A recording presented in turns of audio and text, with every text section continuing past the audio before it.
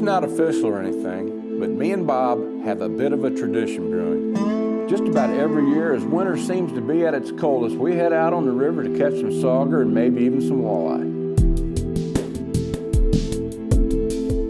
It's a break from cabin fever and proof yet again. As long as you can brave the cold, the rain, the wind and snow, there's something to be caught and critters to chase all year long, and plenty of reasons to get outdoors in the Heartland.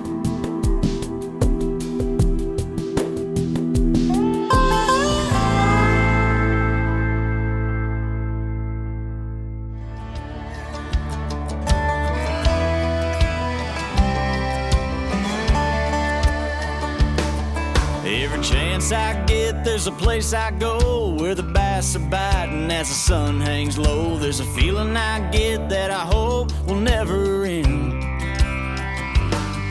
On a deep, clear lake or an Ozark stream, I kick back, relax, and I start to dream about what Mother Nature has waiting around the bend.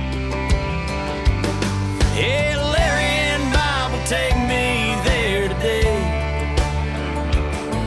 My gear's packed up and I just can't wait to get out on my way. Outdoors in the Heartland is like coming home to an old friend. That city life is not for me. There's fun as far as I can see. The great outdoors is where I want to be. Outdoors in the Heartland. Your Quality Ford dealers present Outdoors in the Heartland with Bob Richardson and Larry Woodward. Outdoors in the Heartland is brought to you by Ford and your Quality Ford dealers. Strike King, #1 in fishing lures. Triton Boats, we take America fishing. Yamaha, reliability starts here. Lowrance, we lead, we find, you win.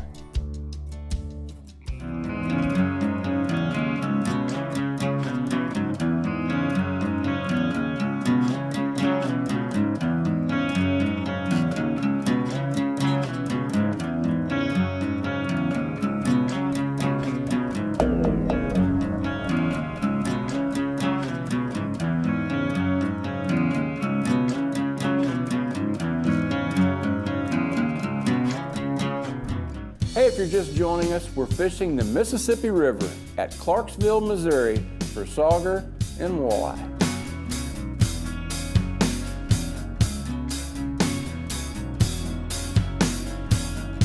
Now, it may be cold, but the best time to catch these tasty fish is when the water is cold and clear.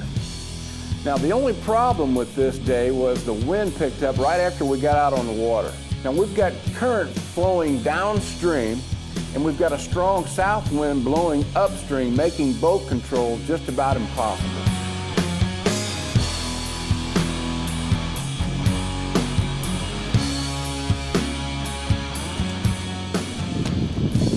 Well,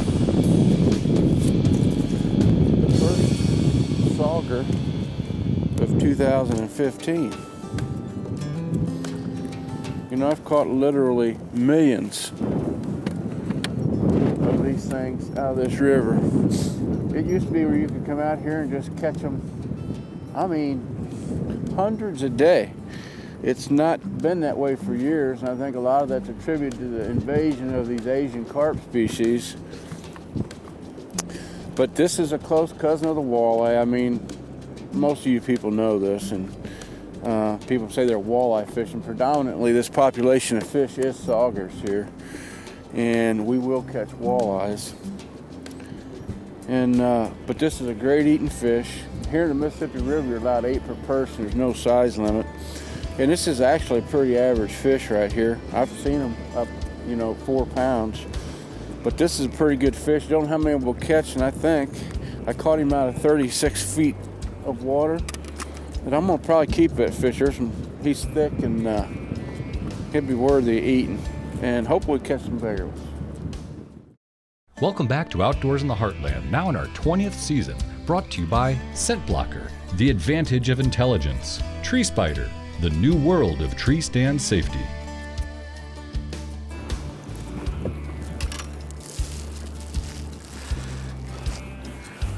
That's the bad part about a day like today. You gotta catch a cold minnow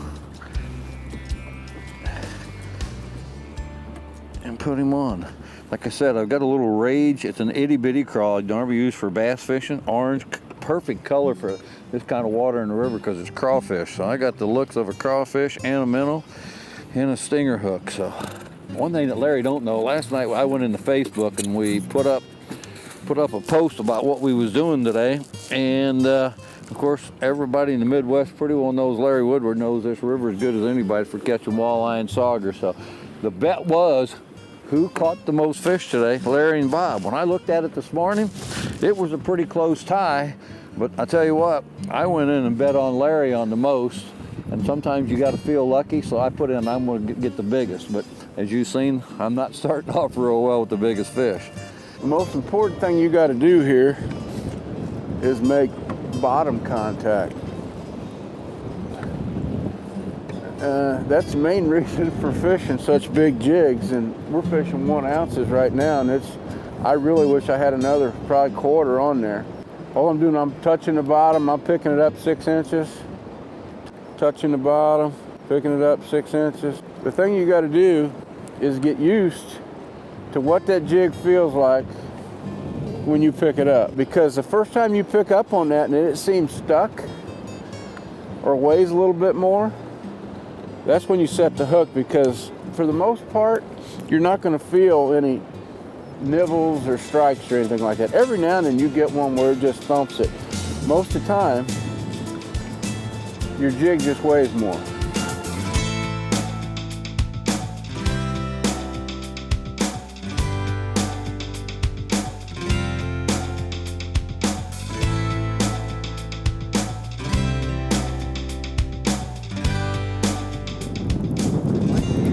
"33 foot of water."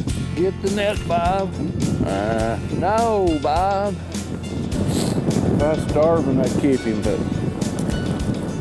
You got one? Yeah. Better one, too. Well, that's what we want to hear.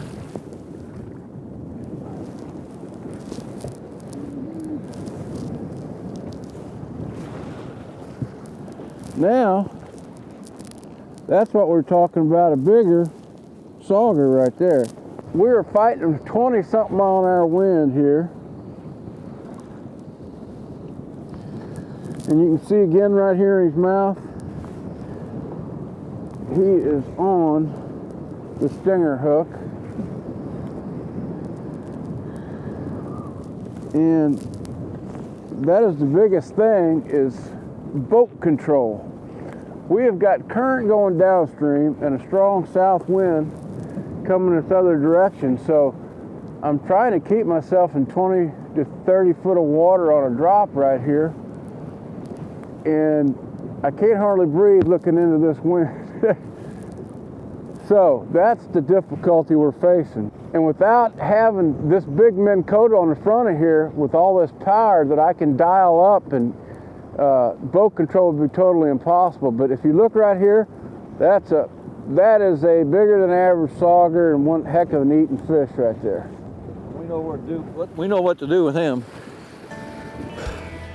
Now, I'd like to tell you that Bob and I stuck it out that day and fought the elements, and we caught our limit. But I can't. By midday, everybody was blowed off the river. Even our buddy with his four-legged fishing partner had packed it in. Now, this day was a complete bust. But we're going to get back out on the river when the weather changes and hopefully show you just how good this fishing can be. When we come back from the break, we're going to take a look back at the last time we were out here on the river. Same time of year, same location, but with different results.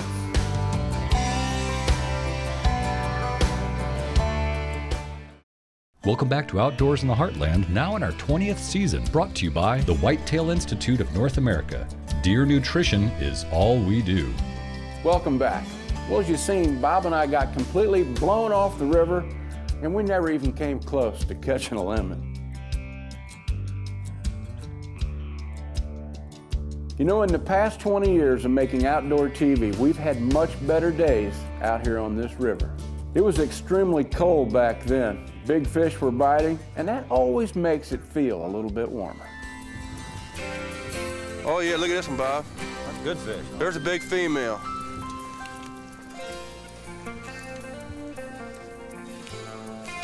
You know we're talking about pre-spawn? Look at the belly on her. She's full, ain't she? You know, this is about an 18-inch fish here. Look at the flare of them gills, trying to get me.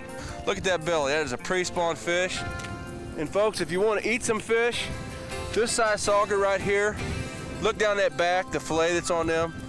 There's no finer eating. You know, a lot of people argue about, you know, crappie and bluegill, but I think there's nothing compares to this right here. I think it always And if you're gonna keep some up here, keep the saugers, they're plentiful. And let those big walleyes with eggs go back, and they're fun to catch.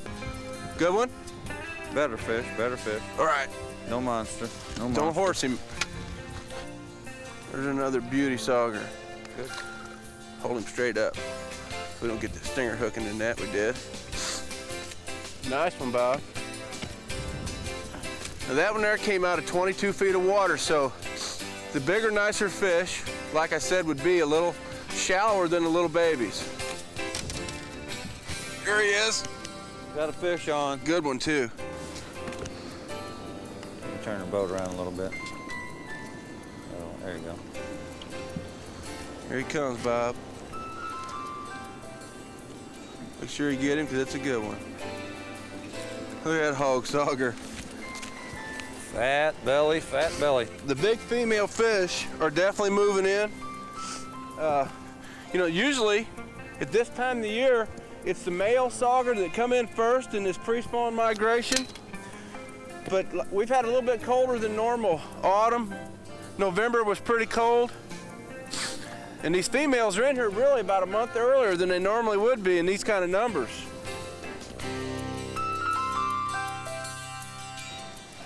Coming quick.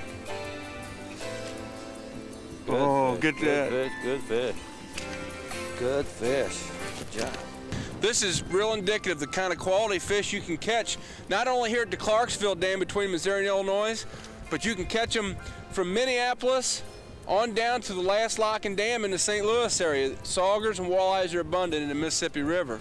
So folks, you need to get out your long johns and your coveralls and your wool stocking hats, because we're going to be doing a lot of winter fishing here over the next couple of months. You know, I get guys ask me all the time, whether it's at the boat shop, boat shows, or out on the water, you know, what do you prefer? What motor brand? 2-stroke, 4-stroke? Well, the last few years, I have to say that Yamaha, with the introduction of the new 250 Show, has taken the industry by storm.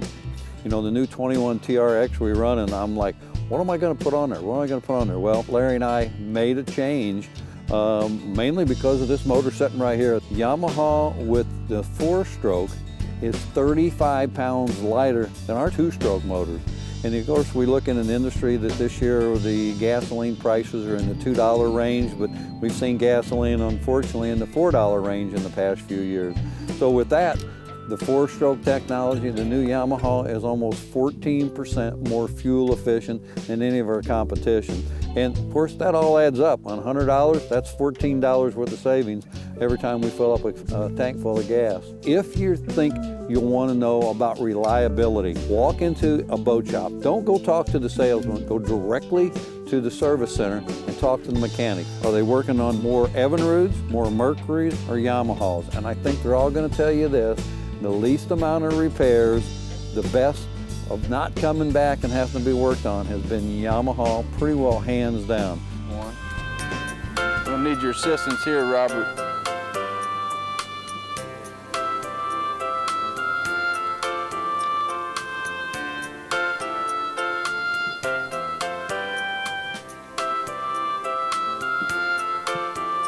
Uh-oh. Uh-oh. You know, you can't fish all day here in a big deep hole underneath a big navigational dam on the Mississippi River without catching something that you're not trying to catch, because everything comes in here in winters in these deep holes. You know, we catch spoonbill, sturgeon, little old channel cat. There he goes. Yeah, you got a big fish, don't you? You got something big and slow. Don't pull the hooks out of him, okay? Oh, look at this. It's an alligator. Just take it easy, take it easy. Don't pull the hooks out. We need to show that to the folks at home.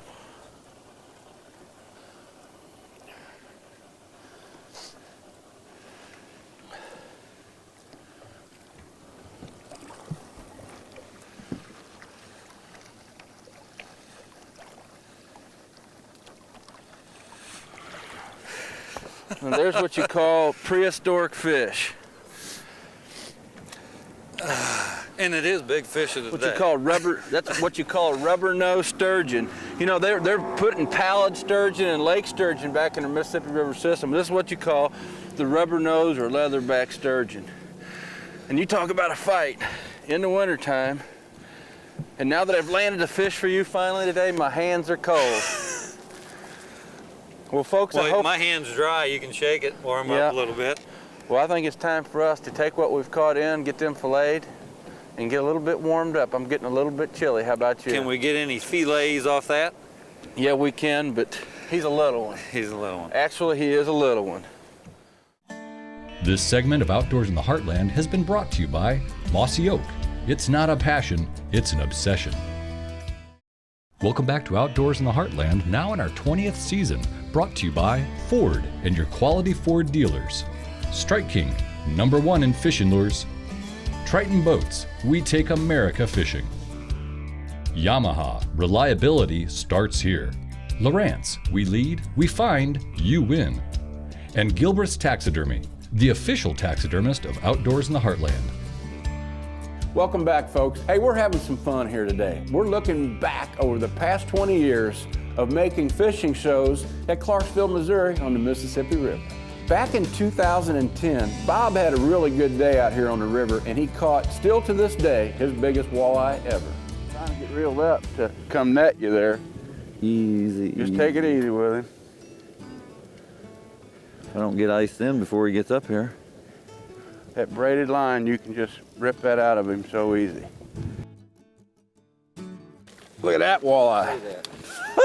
There's a, Look at that. That's a big. Look at that. That is the biggest walleye I've ever caught in my life.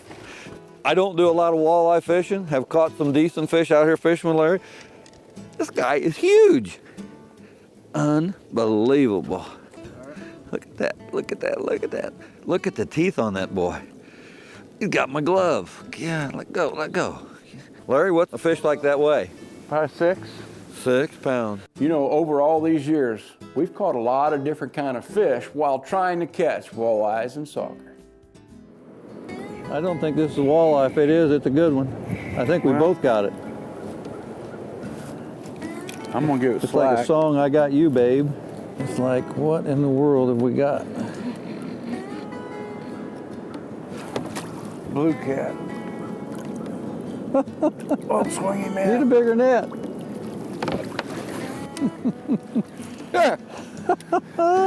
Well, there's as much meat on that as about 15 saugers, so that'll You work. know, that's one thing about coming to the mighty Mississippi. You don't know at any given time what's going to stretch your string. And that has got some pretty good fillets on it. Well, I caught a spoonbill cat and I've caught a blue cat. Larry caught a channel cat. And I think that we come out here to walleye fish. Another little one. Oh, it just crowed. Net? Yes, no? Yeah. A bigger spoonie. They're getting bigger. No, you got a catfish and a spoonbill. You got a channel cat and now tell me there ain't fish stacked up down there. This is what they call a twofer. What? Here, that's a better That's almost picture than the other like one was. prehistoric looking. Look at the mouth on that. Holy smoke. This was a winter smorgasbord here today.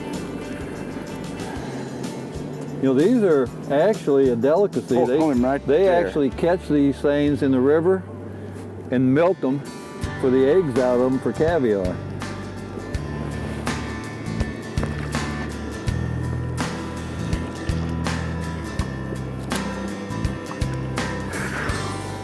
there's one. And that may be one of the smaller catfish I've ever caught. I just hooked another one, reeling it in. Is it a fish? I don't even know if it's a fish. Oh, holy cow, I have no idea what I got. Oh, look at that, look at that, look at that. Yeah, hey, just thumb him some line don't break him off. Look at that. Don't break him off. Look 'cause at that. there's nothing he can wrap you up on. No, another blue. It's,